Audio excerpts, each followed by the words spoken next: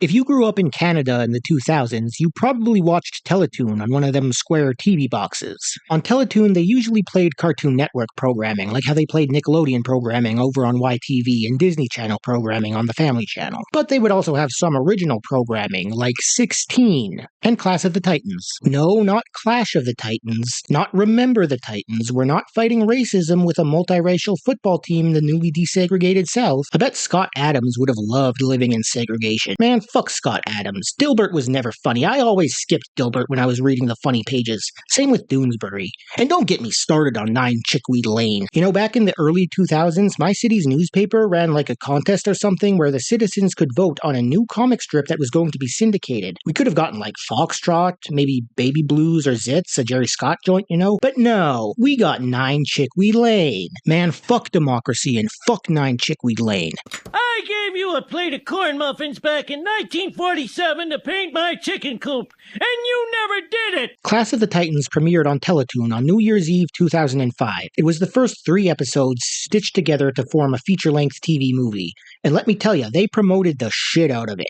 They hyped the shit out of this premiere leading up to it. All that hype and promotion, plus the fact that it was airing on New Year's, which is a pretty exciting night already, made this whole series premiere seem like a grand event. And yet despite that, I don't recall this show leaving much of an impression on me after that. And Teletoon isn't even Teletoon anymore. It's just Cartoon Network Canada now. I guess it just goes to show that just like the Roman Empire, or the reign of Alexander, or Glee, even that which once seemed so large and held so much influence can still fade into memory like the snows of yesteryear. I just sharded myself. So it starts off at a New Year's Eve party. Everyone is getting turned up for the big 06, except for this dude, Jay, who's out in the backyard looking through his telescope because the planets are aligning. Then his mom comes out talking about how he's such a fucking nerd. Why are you doing astronomy homework while there's a party going on inside? You're being like Ben Shapiro right now, talking about how he'd bring a book to read at college parties. Fucking Poindexter ass. You ought to be getting in there and getting turned up with all my friends. I don't want him to think my son is a fucking nerd. Down in the underworld... This dude Kronos is locked up in prison, but the planets aligning gives him the power boost he needed to bust out. Then we get the intro showing us our cast of main characters and the ancient Greek heroes they're descended from. There's Jay, descendant of Jason of the Argonauts, Odie, descendant of Odysseus, Harry, descendant of Hercules, Atlanta, descendant of Artemis, Archie, descendant of Achilles, Teresa, descendant of Theseus, and Neil, descendant of Narcissus. And Kronos finds out who they all are because now he's a free man. He goes to this ancient oracle that's just blending in and chilling in the city. And that's what's neat about this show. It was doing the urban fantasy thing with Greek mythology before Percy Jackson did it. Well, kind of.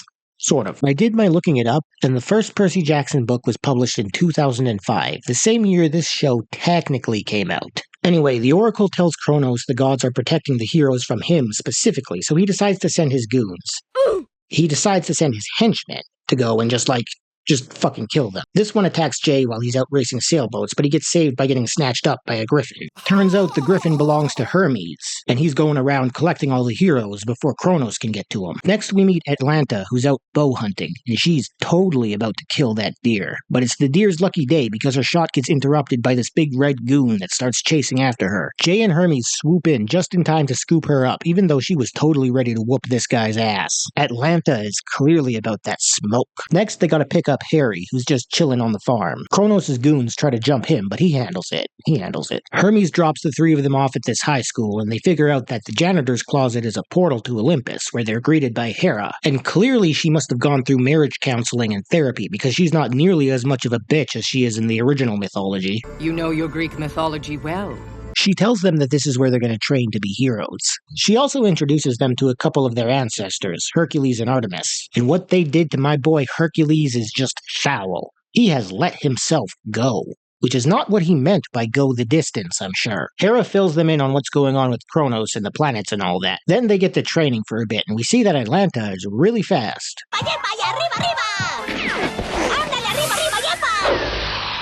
Also, since they're going to be staying for an extended period of time, they cover for Jay by telling his parents that he's an astronaut now. Don't I need to tell my mother about this? Don't worry, I took care of it. Hey, Mom, shalom. It's me, Snot. I got into NASA medical school. If they have phones on Mars, I'll call you. Bye! I mean, they could have just said he got accepted into boarding school or something, but hey, go big or go home, I guess. They get shacked up in this apartment where they meet... Athena! But all of this is a lot for Jay to process, so he goes for a walk and runs into one of Kronos' goons just tearing shit up, so he steps into action, electrocutes the monster with this loose wire and makes it run away like a bitch. He chases after it and finds Kronos and his cronies planning something at the port. Jay decides that he's in over his head and tries to chicken out of this whole hero business, but Harry and Atlanta give him a pep talk by reminding him that they're descended from badasses, or in Harry's case, a former badass who fell off real hard, but still. Jay could also be a badass if he believes in himself, so now he's back on board. In fact, he's feeling bold enough to go back to that ship at the port and see what Kronos is up to. They start snooping around on this ship. They think Kronos isn't around, but no, he's here, and he wastes no time talking shit. You are a worthless, bitch-ass nigga. Your life literally is as valuable as a summer ant. I'm just gonna stump you. You're gonna keep coming back. I'm gonna seal up all my cracks. You're gonna keep coming back. Why? Because you keep smelling the syrup. You worthless bitch-ass nigga.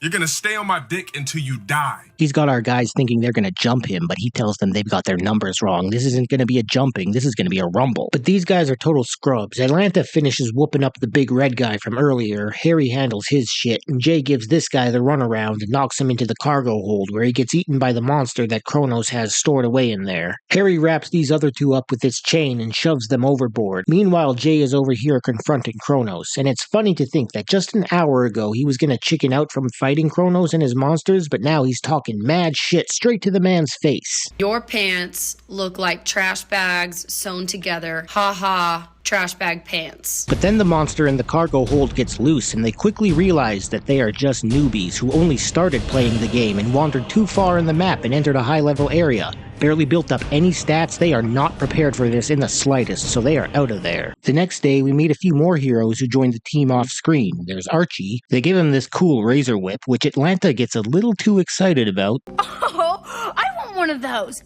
When do we get weapons? Forget about the badge! When do we get the freaking guns? We also meet Odie and Teresa. Odie is the smart one, and Hera says that Teresa has psychic powers and she's gonna train her to use them. This sounds an awful lot like Professor X and Jean Grey. I've got a bad feeling about this, y'all. The new guys get settled into the apartment. Harry comes in and Odie tries to introduce himself with a fist bump. And Harry's dumbass goes through with the handshake. Like, Harry, how are you that uncultured? Jay understood the assignment when he met Odie earlier. Atlanta and Teresa go outside to spark up some of that know what I'm saying? No, I'm joking, but they are outside though. And they get startled when they hear someone coming. We'll attack first.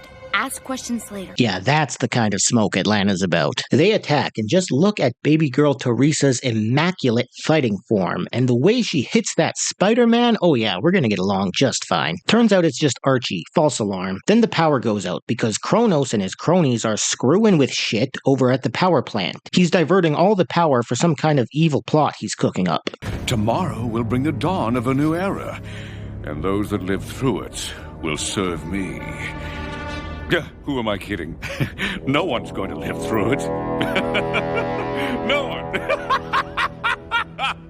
Not gonna lie, Kronos is iconic. I kinda love this guy. So they all go to the school to get strapped up, except for Odie. He doesn't need a weapon. He fights with his smarts, cause he is a warrior of the mind. We also find out that Archie has a disability with his heel. Back in the day, Achilles got his heel fucked up so bad that the injury was passed down his family line for generations. Odie pinpoints where all the power is being diverted to, so they all get into Harry's truck and head on over there. So they're out here in the wilderness, and they split up into two groups to look for Kronos. Jay, Teresa, and Archie are walking along the river when they get attacked by the big monster. They fight back and actually manage to land a few hits. See, they've been leveling up. Then the monster heads over to attack the second group over on the dam. It launches a fireball and Odie just gets yeeted by the blast.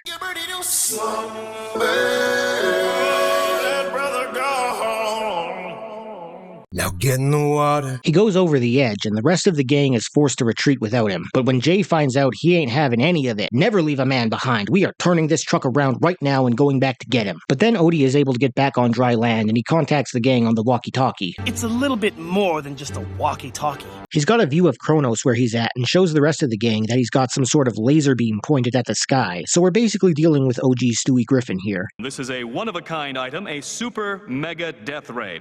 It's got the power to enslave the entire human race. Do we have an opening bid? They're all about to head over there, but they still gotta deal with the monster first. Atlanta and Archie get out to distract it, while the rest of the gang heads over to where Kronos is. They square up and start scrapping with Kronos' goons, but Kronos is totally unfazed. And let's bang out, and let's do it on camera. I throw my life away, you throw your life away right now. Yeah, just a second, Jay. I'll be right with you. Like I said, iconic. Odie starts climbing up because he doesn't want to miss out on the smoke. Save some fade for me, he says. Harry tosses the red guy over the cliff and he grabs onto a branch, but Odie gives him the zippy zap and drops him into the water. Get in the water. Atlanta and Archie are fighting the monster. Archie wraps his razor whip around its snake leg and wraps the other end around the big cable that's hooked up to Kronos' laser. Atlanta runs and makes it chase after her, cutting into the cable and causing it to get electrocuted to death. Get in the water!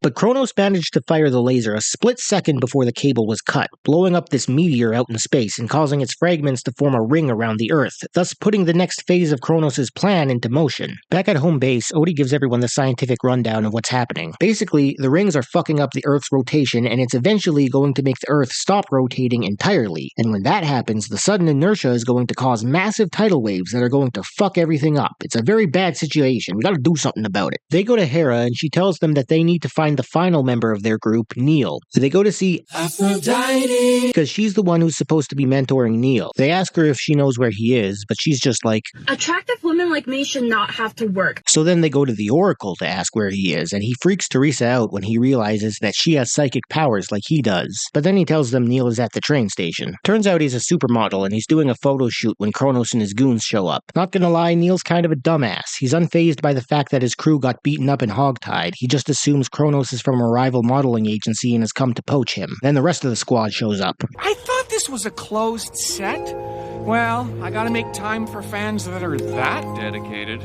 Not gonna lie, Neil is iconic. I kinda love this guy. They start scrapping with Kronos' goons. Jay sets himself up for this epic jump attack, but fumbles it. This guy tosses him onto the track and tries to do him like an Old West damsel while he's dazed and confused, but Atlanta comes in clutch with her super speed. Then she, Jay, and Teresa all come together to jump this guy and end up knocking his ass into this coal cart. Meanwhile, Archie is fighting this other guy and ends up riding him, steering him into the red guy and crashing into the coal cart with the first guy. Then Teresa shifts the tracks and causes them all to get hit by a train. Like, damn, you know you're getting your ass whooped when trains are getting involved. I probably could have made a joke about running a train, but I'm gonna be better than that. Yes, sir, we are keeping it clean over here. Besides, it wouldn't work in this context anyway. Unless it's like running a reverse train? With like a strap on? So after Teresa finished running a reverse train on those boys, the group realizes that Kronos is gone and Neil went with him. Kronos takes Neil to this penthouse and keeps him occupied by looking at his reflection, just like his ancestor, Narcissus. Back at the school, they're stressing about not knowing where Neil is, until Teresa gets a vision with her psychic powers, revealing his location. The squad pulls up and Kronos emerges from the shadows. My man was well prepared for a reverse jumping. Just as the rings cause an earthquake, Kronos starts scrapping, and at first he holds it down, but Archie breaks his hit streak by nicking him in the ear with his whip. And this is when Kronos officially stops being my goat. What happens next has me ripping off my Kronos jersey and trashing all of my Kronos merch. Atlanta wraps him up with her weapon. He slips on the water and tumbles over the side of the building. Negative 3,000 aura points, negative all the aura points he built up to this point. It's a sad sight. Are you guys crazy? You just killed my agent! He's trying to climb back up, and they decide to bail before he can reach them, but I don't know why they're so scared of him. Just wait for him to get to the top and then do a Three Stooges bit on his punk ass. They bring Neil back to the school to meet Aphrodite. Neil! You look wonderful, darling! I know, thanks. Like I said, iconic. They video call Odie over at his lab to see if he's figured out a solution for the whole ring situation. And he hasn't. He's drawing a total blank. He's got nothing. The only solution he's got is to accept our fate. Wallahi, we're cooked. But then the glare from Neil's mirror gives him the idea to use reflected light to melt the rings. Back at the penthouse, Kronos is looking down at all the panic and chaos like, I got my ass whooped. All my aura got tossed over the side of this building, but at least I'm still gonna kill everyone on this planet. None shall live to remember my humiliation. It will be like I never lost my aura at all. But then he sees that our heroes are on their way to save the world and thinks, oh hell no, you are not keeping my reputation in this position. I choose death! He turns one of his goons into this skunk, spider, mole, chimera thingy and rides off to chase them down on their way to the solar panel array they're going to use to melt the rings. A bunch of them get out to fight Kronos and manage to knock his bum ass over the side of the cliff. Get in the water.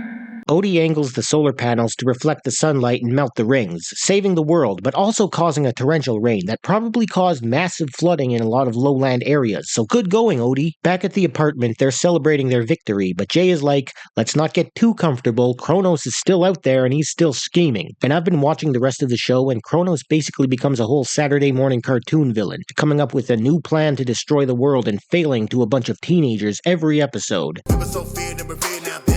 Getting ripped by teenage kids. This man is not Utrom Shredder, and he sure as hell ain't 2012 Shredder. This man is 1987 Shredder. This man is Plankton trying to steal the Krabby Patty secret formula. This man is not being added to the round table of Black Air Force activity anytime soon.